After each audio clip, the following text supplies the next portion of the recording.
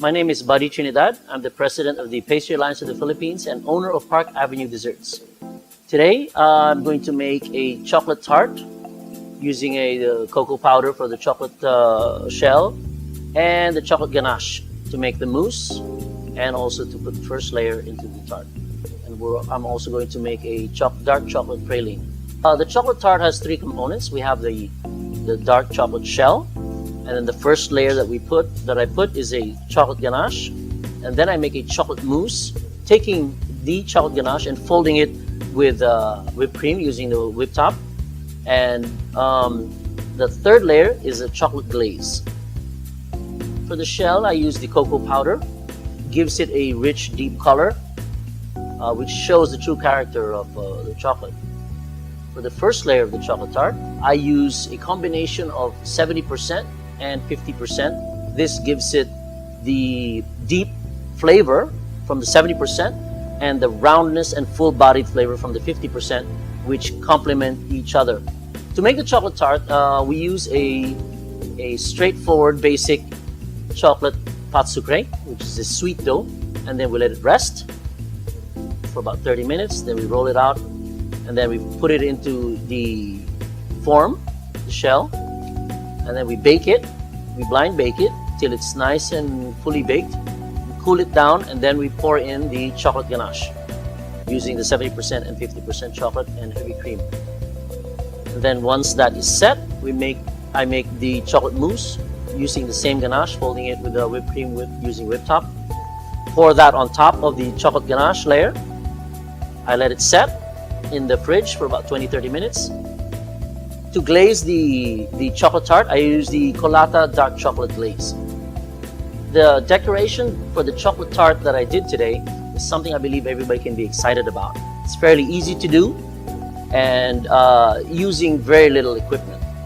By tempering the dark chocolate couverture of Colatta, I bring it between 30 to 32 degrees, and I spread it on a nice piece of marble. Using the spatula, I push the thin piece of chocolate, creating the fans for the base of the tart.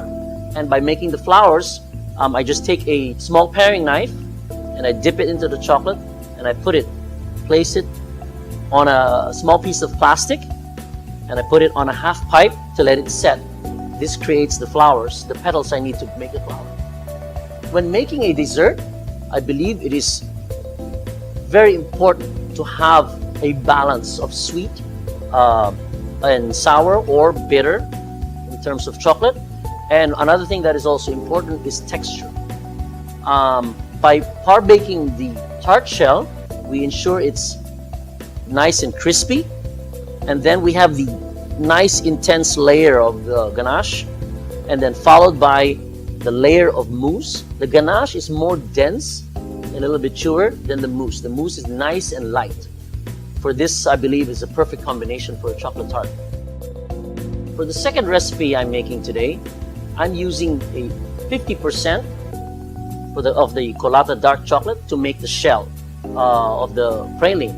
This chocolate I will temper between 30 to 32 degrees, and then I will pour it into the polycarbonate mold to cast the shell that I need. And then I'll make a ganache using a 70% and a 50%, which gives me the proper balance of bitter and sweet, getting the deep, dark and intense flavor from the 70% and getting the nice round sweetness of the 50%. After making the ganache, I bring it to a nice temperature, and then I pipe it into the mold. I put it back in the chiller for it to set before sealing it using the 50% couverture again. There are a few things to remember when making pralines. One, temperature is key. The chocolate has to be properly tempered, so as it sets, it will pull away from the mold. Also, if it is properly tempered, it will give you a nice, beautiful shine to your praline, making it very attractive and very good looking to eat.